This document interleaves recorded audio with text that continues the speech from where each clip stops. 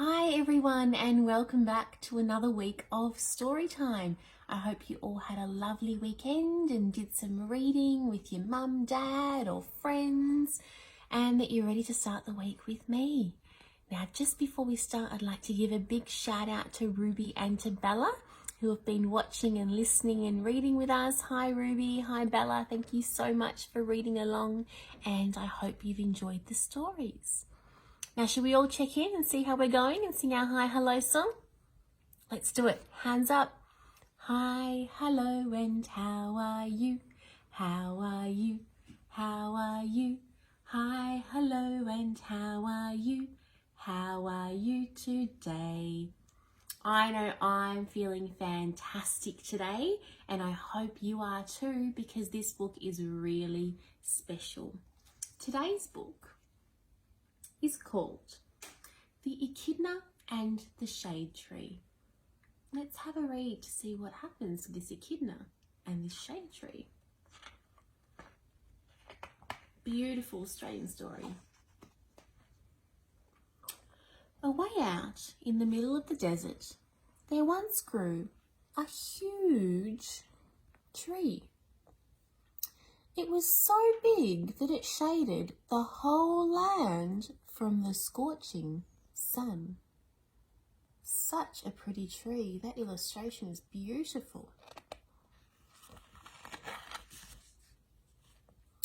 All the animals lived in the shade of this tree. Each day they would hunt for food, while old Echidna stayed behind. He looked after the children. Babysitter Echidna. Wish I had an echidna for a babysitter.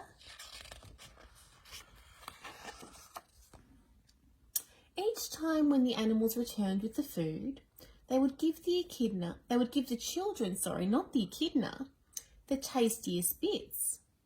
But the poor echidna, he didn't get the tasty bits, he only got the scraps.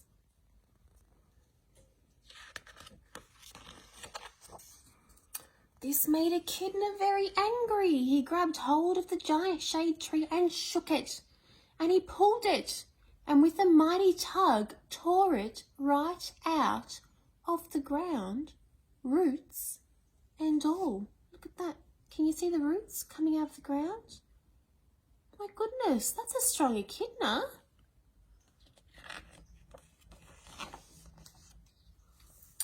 He put the tree on his back and stomped off.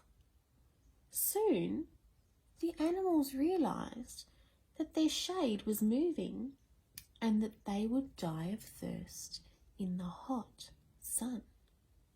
Have you been to the desert? The sun is very, very, very hot and water is quite scarce. They chased after Echidna and begged him to stop. They begged him to put the tree back. What animals have we got here? There's definitely a kangaroo there and an emu. Maybe a dingo? And I'm not sure what that is. Maybe you can have a guess. Chat to mum or dad or nana or your friend. See what you think that one is and let me know. But he just marched on in anger. The animals threw a boomerang. Surely that would stop him.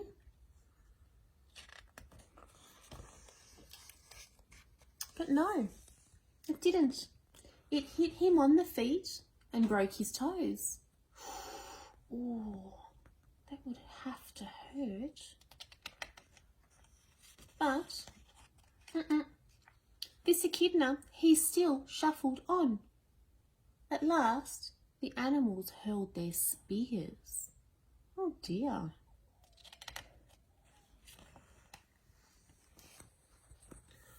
Echidna howled in pain, and soon he was completely covered in spears. Look.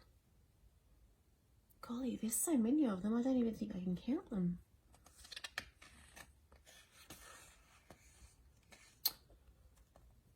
The giant tree crashed to the ground.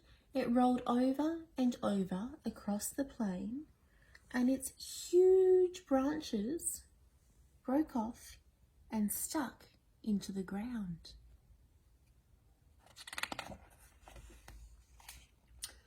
Poor Echidna lay dying. Soon the animals began to feel sorry for him. Cockatoo flew up and asked, "Where would you like to be buried?"